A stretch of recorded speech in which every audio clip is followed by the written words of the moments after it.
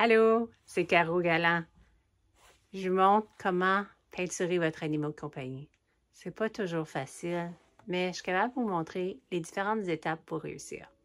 Moi, j'utilise le photoréalisme. Pour réussir avec cette technique-là, la très importante chose à faire, c'est qu'on va faire de très petites couches. À travers du processus, c'est couche par-dessus couche par-dessus couche. Il faut imaginer les couleurs arrière et travailler dessus.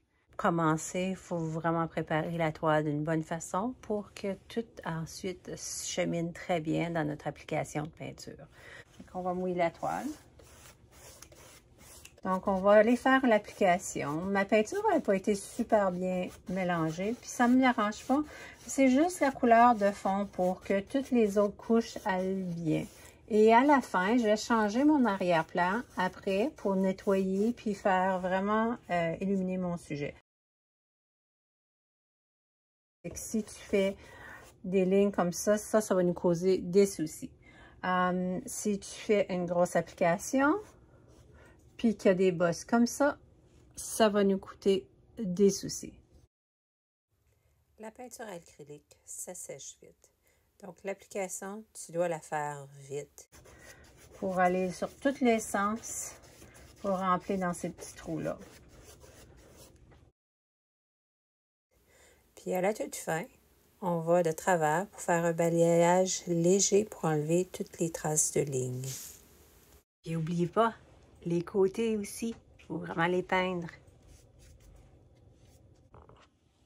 Maintenant, pour pouvoir faire du photoréaliste, on veut vraiment être précis au niveau de ton sujet. Je vais utiliser un papier calque. Le papier calque, c'est un papier transparent. Donc là, je le colle dessus mon écran.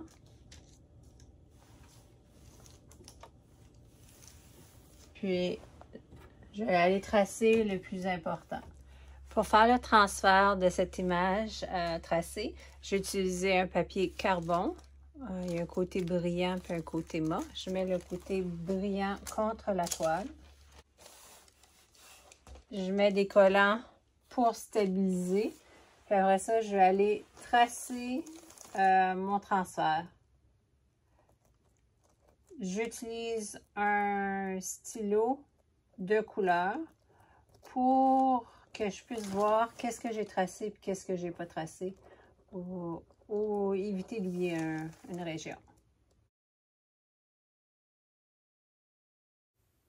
Donc, qu'est-ce qu'on doit aller faire maintenant? C'est le temps de commencer à peinturer en commençant avec les gros contrastes. Ça me donne la chance de me localiser dans mon sujet. Comme ça, quand c'est le temps de peinturer en grand détail, on ne se perd pas puis on sait où qu'on est. Pour les yeux, on va aller faire les noirceurs, surtout la pupille et les contours de l'œil. J'aime ça commencer avec les yeux. On dirait que quand je travaille avec mon sujet après, puis j'ai réussi le regard, c'est tellement plus facile. Faire l'animal à poil, on commence le plus loin possible, puis on revient. Donc, j'ai fait la queue. Il n'y a pas beaucoup de détails dans la queue, c'est pas là que je veux que mon œil aille. Je veux vraiment que mes yeux aillent vers le visage. Maintenant, le gros du travail commence. C'est la couche première que je dois appliquer partout. Je pense toujours à la couleur existante en arrière. Vous allez voir, des fois, après un bout de temps, les yeux commencent à être fatigués des détails. Donc, qu'est-ce qu'on fait? On va dans les places qui ont moins de détails pour s'aider à pouvoir continuer à progresser sans commencer à faire toutes sortes d'erreurs structurelles. En travaillant avec un plus gros pinceau, je m'assure de couvrir une plus grande surface. L'animal, il y a des formes. Ils ont des régions d'ombrage et des régions de clarté.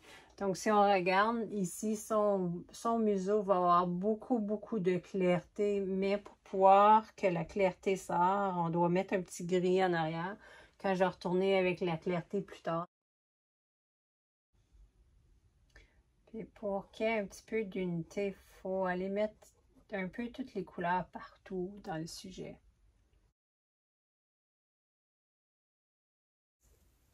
Je regarde très, très souvent mon sujet pour ne pas faire des erreurs. Travailler sur le nez. Pas mal le fun. C'est un degré de différents roses. Puis il ne faut vraiment pas oublier des bruns là-dedans aussi. Puis puisqu'on fait le nez, ben, les lèvres sont plus ou moins la même couleur que le nez. Donc j'allais déposer mes couleurs là. La base de toutes les couleurs les plus profondes sont installées. Puis là, c'est vraiment d'aller faire des poils, des couches et des poils et des couches et des poils. Puis je les fais vraiment pas très épaisses, un petit peu diluées avec de l'eau pour que mon coup de pinceau paraisse en par-dessus tous les autres coups de pinceau. C'est souvent ma référence. Puis juste continuer à donner des petits coups toujours variables. Puis vraiment un pinceau léger pour qu'on voit tout le temps les couches en arrière. Ça fait vraiment la profondeur. Mes coups de pinceau, je les change beaucoup de direction. Il faut que je pense à la forme de mon chat. La rondeur de sa tête, les grands coups de poil, les ombrages, tout ça, il faut que j'accomplisse en changeant toujours ma direction de mon pinceau. Là, je fais l'arrière-plan. Si on regarde son visage, la clarté, la source de clarté, il faut y penser. Donc, la source de clarté de mon chat, elle est par ici, puis c'est là aussi qu'est son regard. Je vais aller rendre ça ici plus clair. Et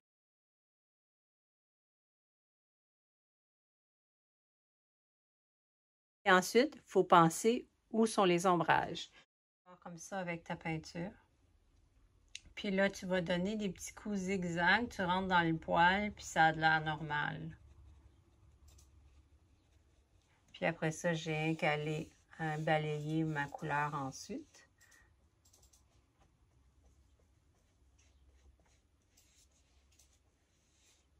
Pour l'ombrage que ça crée.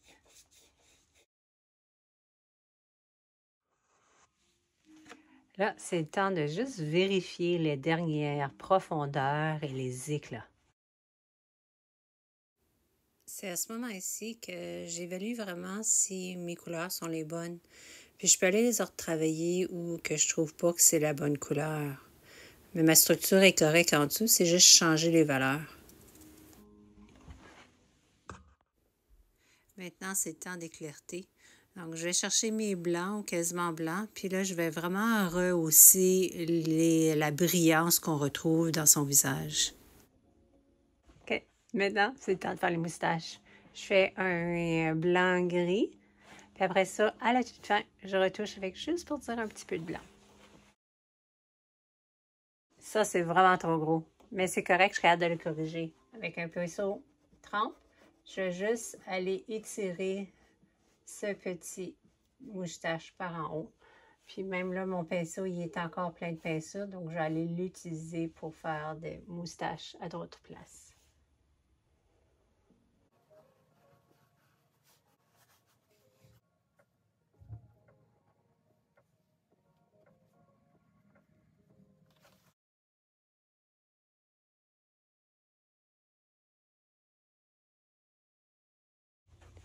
Là, les éclats sont pas mal faits. Je m'en vais toucher juste un petit peu de blanc sur la rondeur de la moustache.